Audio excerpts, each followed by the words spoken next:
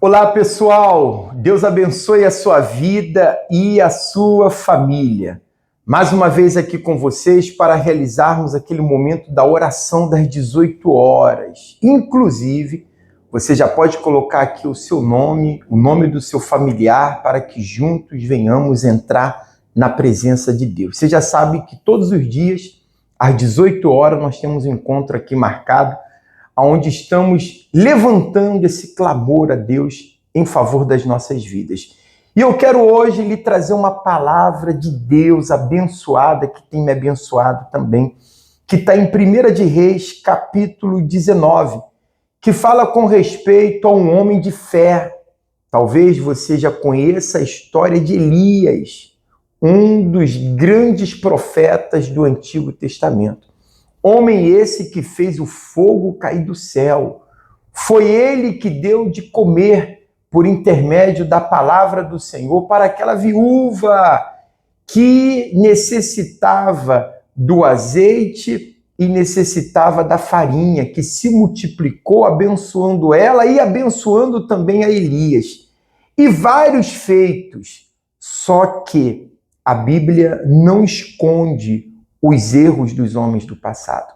E hoje eu quero falar com a senhora, com o senhor, sobre um detalhe que aconteceu na vida de Elias que não pode acontecer na nossa. Por isso, se você tem as escrituras aí perto de você, pega aí agora para que juntos venhamos ler e entendermos aqui o que Deus quer nos ensinar. Livro de Reis, capítulo 19, versículo 3. Elias foi ameaçado por uma mulher chamada Jezabel.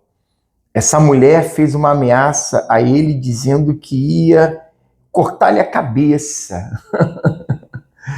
E Elias permitiu que aquilo entrasse no seu coração. E diz a palavra que ele fugiu com medo. Olha só o que diz o texto aqui, capítulo 19, versículo 3. Elias teve medo e correu para salvar a sua vida. E quando chegou a Berseba, que pertence a Judá, deixou ali o seu moço. Aí diz assim mais: ele mesmo, porém, foi ao deserto, caminho de um dia. Diz a palavra que ele foi se esconder. Olha bem, o homem que fazia o fogo cair do céu, fez o fogo cair do céu, o homem que fez muitos milagres, maravilhas, agora estava se escondendo de uma mulher que não tinha feito nada até então e nem conseguiu fazer. Mas só aquela ameaça, só aquela palavra fez da vida de Elias um inferno, podemos dizer assim. E por que eu falo isso?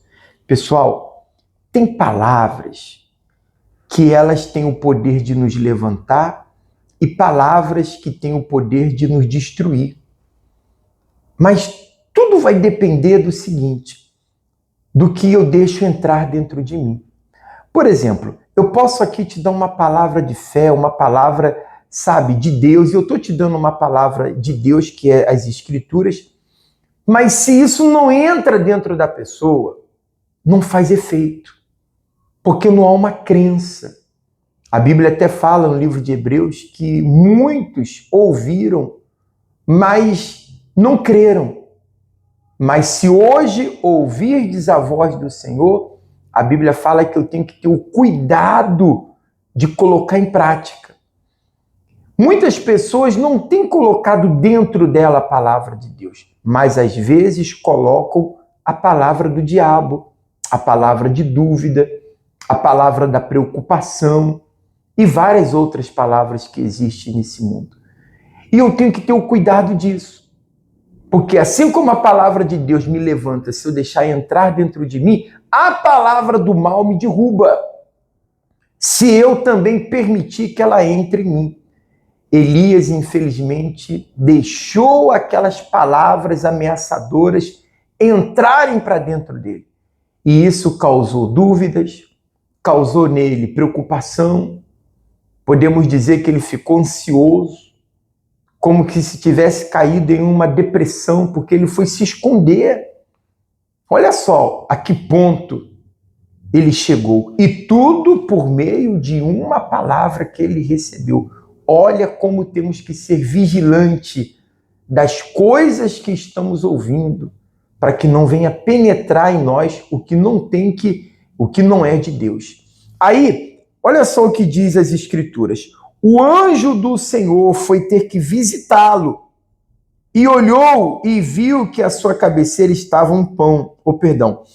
Elias dormiu e, deitando-se debaixo de um zimbro, de súbito, um anjo o tocou e lhe disse: levante e come.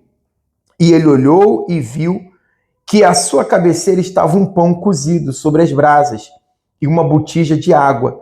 Tendo comido e bebido, tornou a deitar-se. O anjo do Senhor voltou pela segunda vez e tocou-lhe e lhe disse: levanta-te e come, pois muito longo te será o caminho. Olha só que bacana. Deus tinha muitas coisas para fazer ainda através da vida de Elias. Mas Deus só pode me usar ou usar a você se você permitir. Deus não trabalha na vida de ninguém sem a permissão da pessoa. E, novamente, Elias, o que fez? Dormiu, ficou ali prostrado. Aí diz assim, levantou-se e comeu, bebeu, com a força daquela comida.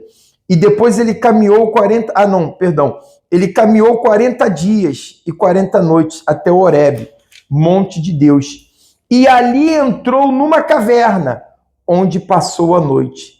E lhe veio a palavra do Senhor, dizendo: que fazes aqui, Elias? Respondeu ele: tenho sido muito zeloso pelo Senhor, o Deus dos exércitos.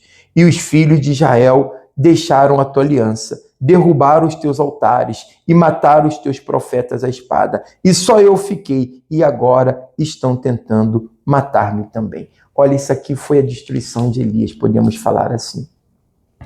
Porque ele perdeu todo aquele ímpeto, toda aquela força, ele deixou que entrasse para dentro dele o que não tinha que entrar. Eu pensando nisso aqui, eu estava refletindo. Quantas também não são as pessoas de Deus que têm paralisado Deus na vida dela quando começam a colocar coisas que não é de colocar. Talvez alguém te fez uma ofensa e essa ofensa criou em você mágoa, ressentimento, e não era de você deixar isso. Criou dentro de você dúvidas e não era para você deixar isso. E várias coisas que a gente às vezes traz, sentimentos ruins que não eram para existir em nós, mas certas coisas que ouvimos, fez isso entrar. E agora, o que fazer? A palavra de Deus fala que ela própria é restauradora. Deus, ele restaura a alma, ele restaura aquela pessoa que quer e começa a se alimentar da sua palavra. Infelizmente, Elias não estava conseguindo mais ouvir a palavra de Deus. Deus falava para ele: sai daí, e ele não conseguia mais. Eu não vou ler toda a história porque é grande, mas você pode ler depois na sua casa a partir do capítulo 19. E Deus várias vezes insistiu com ele, e ele sempre no mesmo, sempre relutando, sempre dando uma desculpa. Tem gente que é assim, sempre, trazendo algo para poder dar a sua interpretação. Deus chegou ao ponto que ele falou o seguinte: Elias, vamos fazer uma coisa? Não precisa mais não. Você vai até a cidade, unge Eliseu no seu lugar, porque eu estou vendo que não dá mais para me fazer o que eu quero fazer através de você. E até mesmo para poupar a vida de Elias, para que ele não viesse se perder, Deus então o arrebatou. Não sei se você conhece essa história, numa carruagem de fogo. Eu às vezes creio que Deus, para não perder certas pessoas, ele prefere até levá-las. Eu mesmo faço essa oração. Se for para eu sair da presença de Deus, eu prefiro que Deus me leve. Porque é muito triste você ver uma pessoa que um dia já esteve na presença de Deus, ser usado por Deus, e depois você vê essa pessoa no mundão, bebendo, fumando, ou fazendo coisas que não deveria. É como um troféu na mão do diabo. Então, não podemos permitir isso. E Deus, eu penso que quando ele vê que alguém vai se perder, ele prefere levar essa pessoa do que deixar ela cair em uma situação maior, a misericórdia dele. Porque para Deus o mais importante é a nossa alma. É melhor você morrer jovem com Cristo do que você, depois de uma pessoa velha já, perder a sua salvação. Então, nós temos que nos cuidar. E qual é a reflexão hoje?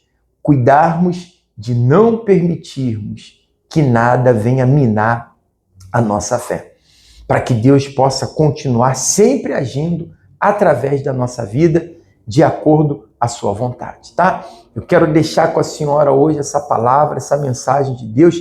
Espero que ele esteja ajudando em algo. E se você pode, já compartilha aí com um amigo, com uma amiga, essa palavra, já curte aí, já segue a gente se você não está seguindo, e vamos juntos agora refazer o momento da oração. Feche os seus olhos onde você está. Meu Deus e meu Pai amado, às vezes, meu Deus, não entendemos certas coisas, mas quando a nossa vida está nas tuas mãos, sabemos que o Senhor tem um controle de tudo e que não cai uma folha de uma árvore que não seja da tua permissão. Então, meu Deus, se o Senhor tem permitido certas coisas, não é para que a gente com isso desanime, ou então pare, ou então venhamos, estar colocando desculpa para não fazer mais a tua vontade. Não, eu não acredito nisso.